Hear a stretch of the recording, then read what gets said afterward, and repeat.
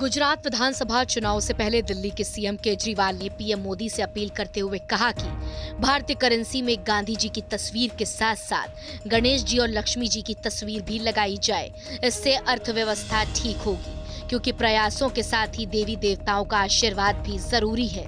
इसके साथ ही केजरीवाल ने यह भी कहा कि इंडोनेशिया एक मुस्लिम देश है, वहां 2% से भी कम हिंदू हैं, लेकिन उन्होंने अपने नोट पर भी गणेश जी की तस्वीर छाप रखी है। आज मेरी केंद्र सरकार से, प्रधानमंत्री जी से अपील है, भारतीय करेंसी के ऊपर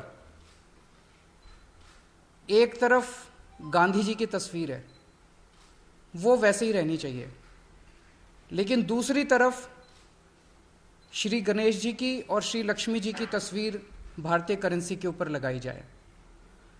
जैसा मैंने कहा कि हमें अपनी अर्थव्यवस्था को सुधारने के लिए, भारत को आगे तरक्की देने के लिए बहुत सारे एफर्ट्स की ज़रूरत है, लेकिन उसके साथ साथ देवी देवताओं के आशीर्वाद की भी ज़रूरत है।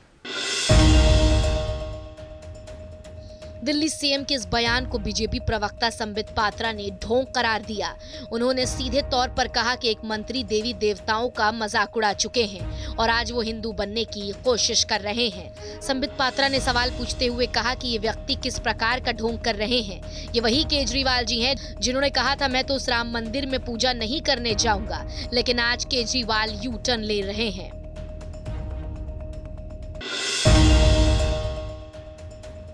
मुरादाबाद के सपा सांसद डॉक्टर एसटी हसन ने दिल्ली के मुख्यमंत्री अरविंद केजरीवाल के बयान को लेकर तीखी प्रतिक्रिया देते हुए कहा है कि हर नेता खुद को बड़ा हिंदू नेता साबित करने में लगा हुआ है। केजरीवाल भी बड़े हिंदू नेता बनकर गुजरात में चुनावी लाभ उठाने के लिए बयान दे रहे हैं। उन्होंने कहा कि देश में पहले से ही माहौल बिगाड़ने की तमाम कोशिश की जा रही है।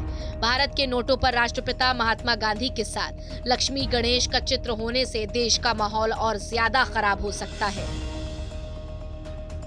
देखिए, हम इस बात से यूँ सहमत नहीं हैं कि हमारे देश में हिंदू, मुस्लिम, सिख, ईसाई और बहुत से धर्मों के लोग रहते हैं। सबकी मान्यताएं अलग अलग हैं, सबके बिलीव अलग अलग हैं, और अगर इन पे ये गणेश जी की और लक्ष्मी जी की अगर फ़ोटो लगाई जाएगी तो क्या इनकी बेअदबी लोग नहीं कर सकते? बेअदबी भी हो सकती है, लोग बाग नोटों को ठीक से नहीं रखते हैं, और ये भी हो सकता है कि माहौल को ख़राब करने के लिए इन तस्वीरों को डिस्टॉर्ट करके और उल्टे सीधी बातें करके या बना के नोटों पे चल जाए तो माहौल अलग ख़राब हो। उत्तर प्रदेश के मुख्यमंत्री योगी आदित्यनाथ ने ट्वीट करके गोवर्धन पूजा की समस्त प्रदेशवासियों को हार्दिक बधाई और शुभकामनाएं दी। मथुरा जिले में इस त्योहार को बड़े धूमधाम से मनाया जाता है। लाखों की संख्या में भक्तजनों ने गिरिराज महाराज की परिक्रमा लगाई। मथुरा के गोवर्धन क्षेत्र में स्थित भगवान गोवर्धन महाराज को आज विशिष्ट व्यंजनों का भोग लगाया गया।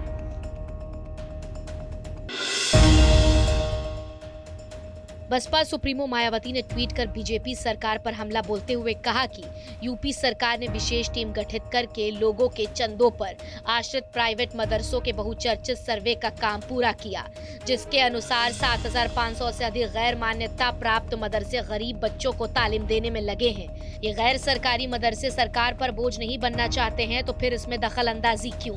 साथ ही उन्होंने कांग्रेस पार्टी पर भी कई सवाल खड़े करते हुए कहा कि पहले कांग्रेस सरकार ने मदरसा आधुनिकीकरण के नाम पर वहां के छात्रों को उनकी पसंद की उच्च शिक्षा सुनिश्चित करने के बजाय उन्हें ड्राइविंग, मैकेनिक, कारपेंटर आदि की ट्रेनिंग के जरिए छात्रों की तालीम और उन मदरसों का भी अपमान किया है। और अब आगे देखिए बीजेपी सरकार में उनका क्या होता है।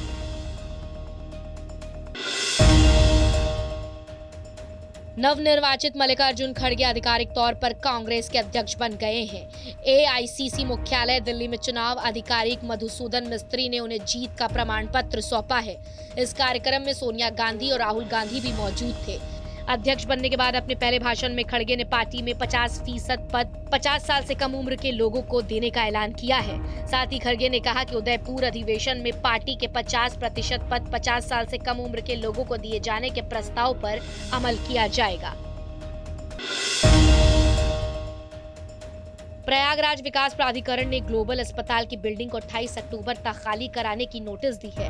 प्राधिकरण ने बिल्डिंग को अवैध रूप से निर्मित बताया है। अस्पताल में कथित तौर पर रक्त प्लेट्स के बजाय डेंगू मरीज को फलों का रस चढ़ाया गया था, जिसके बाद प्रशासन ने अस्पताल सील कर दिया और 29 अक्टूबर को बिल्डिंग ध्वस्त करने की तैयारी बनाई गई है।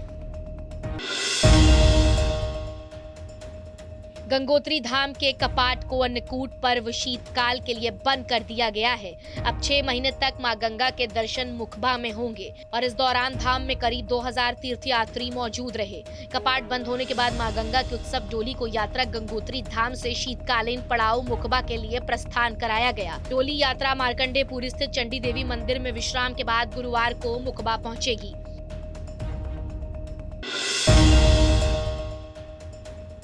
केदारनाथ मंदिर के गर्भगृह को स्वर मंडित कराने का कार्य पूरा हो गया है। इसके साथ ही सोने की 550 परतों से गर्भगृह की दीवारों के अलावा जलेरी और छत को सोने की परत लगाकर नया रूप दिया गया है। महाराष्ट्र के दानीदाता के सहयोग से बद्री केदार मंदिर समिति ने यह कार्य करवाया है। भैया दूज को भगवान केदारनाथ धाम के कपाट शीतकाल के लिए बंद हो रहे हैं।